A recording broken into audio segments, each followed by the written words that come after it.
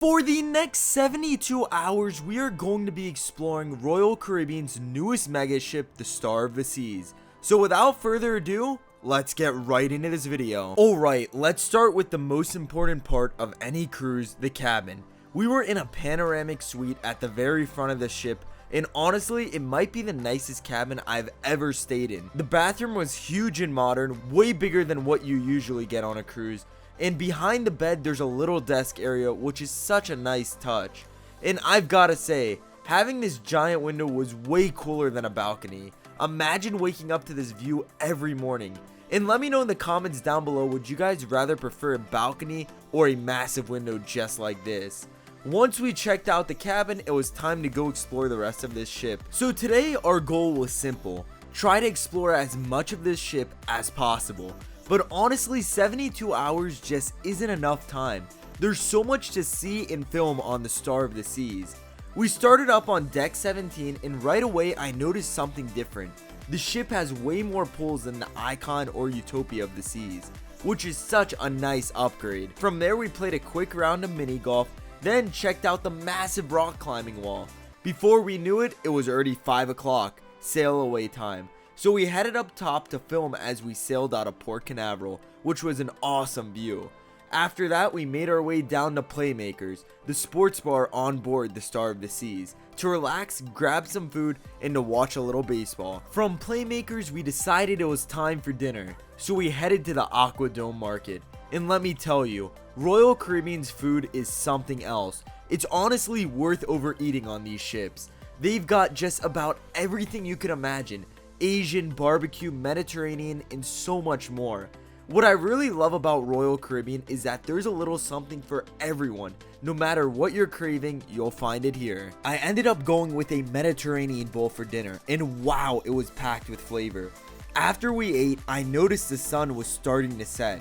So I rushed to the back of the ship and grabbed some incredible shots of the sunset. From there, we decided to just spend the rest of the night relaxing in the music hall. And that's the thing about Royal Caribbean. You never run out of things to do. Whether you want adventure or just want to chill, there's always something happening on these ships. After hanging out at the music hall, we finally called it a night around 11:30. We were exhausted after all the traveling.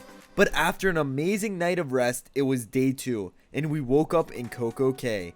We started the morning at Coastal Kitchen for breakfast.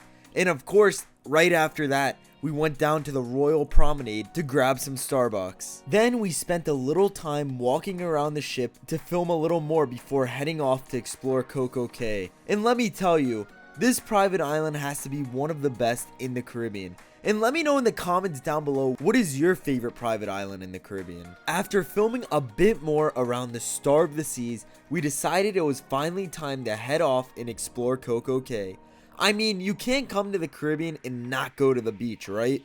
So we got off the ship and started making our way towards South Beach. And to get to South Beach, we had to walk through this little jungle path. And then boom, the beach opened up right in front of us. So we spent a couple of hours just relaxing and enjoying the water. And the thing about Coco Cay is that it has so much to offer. There's a massive water park, tons of swim up bars, beautiful beaches, and so much more. If you've ever been here, let me know in the comments what was your favorite thing to do on this private island.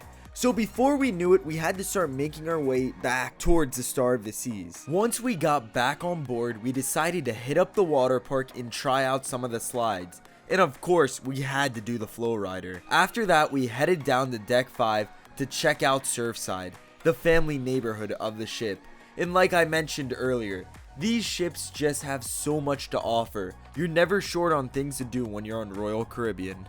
As we made our way through Surfside, we stopped at Sugar Beach, the candy shop, to check out all the sweets they had. This whole Surfside area is packed. There are arcades, restaurants, bars, the famous carousel, and so much more. After checking out the candy shop, we headed over to Surfside Bites, which has a little bit of everything.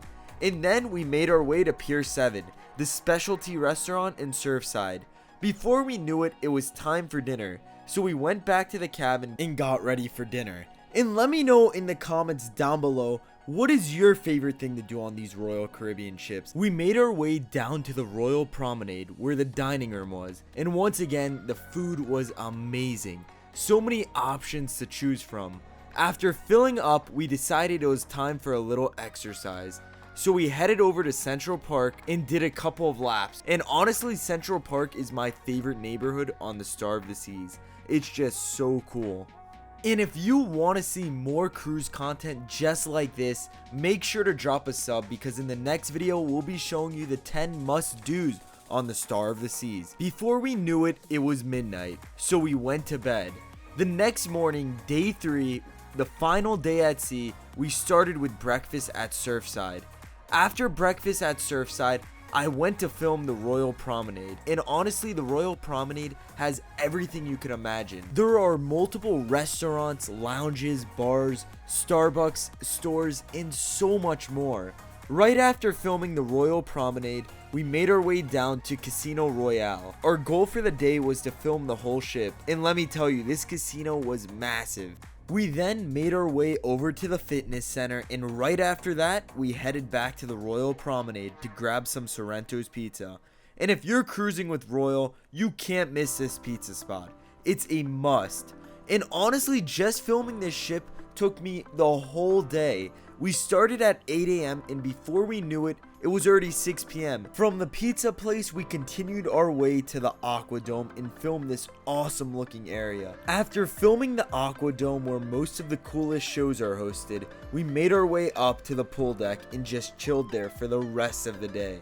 Before we knew it, it was already 7 p.m. and when you're cruising, time really does fly by.